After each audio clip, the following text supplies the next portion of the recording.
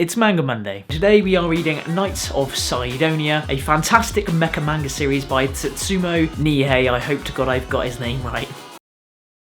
What is it, and why should you care? Knights of Sidonia was a serialised comic back in 2009 and was also then made into an anime series in 2014, and you can actually go and find that on your Netflix. The story is set in 3394, 1,000 years after Earth has been destroyed by these gigantic shape-shifting aliens called Gorna, or Ghana, maybe, who knows. Humanity flees from space aboard massive spaceships made from the remnants of Earth itself. Ooh. One of the only remaining ships, all left alone, is the Sidonia, and it has lost all contact with all of the other spacefaring ships. One of the only ships that's left the Sidonia has actually created cloning and genetic engineering techniques, which means that humanity does not have to feed off normal food. What they can actually do is they can photosynthesize. Genius. So how does humanity survive against the Gorna in space, you ask? Well, now comes the mecha part. So they're protected by these huge, massive mechanized machines known simply as guards. Original. The story itself follows the exploits of Nagate Tanikaze. I really suck at these pronunciations. Nagate was raised underground in the bowels of the ship of the Sidonia, and no one really knows why at the start of the manga, and that's really where the story grows. Poor old Nagate's never met anyone else, he's lived a very solitary lifestyle, and he spent all his time by essentially playing a computer game, which is a virtual version of the guard simulation software. And of course, what does that make him?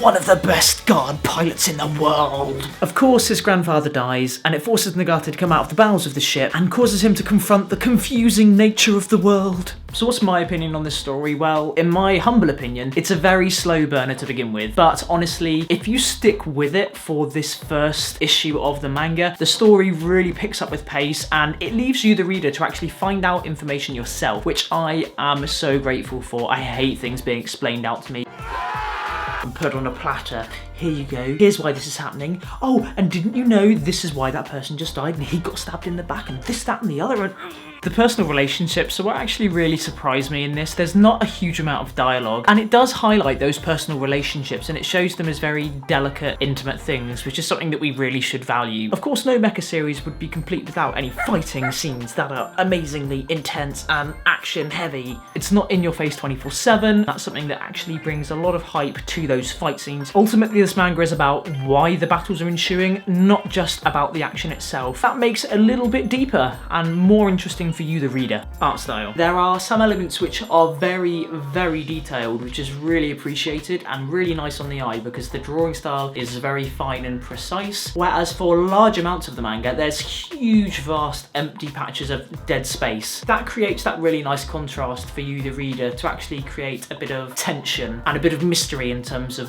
where they're going in these endless voyages.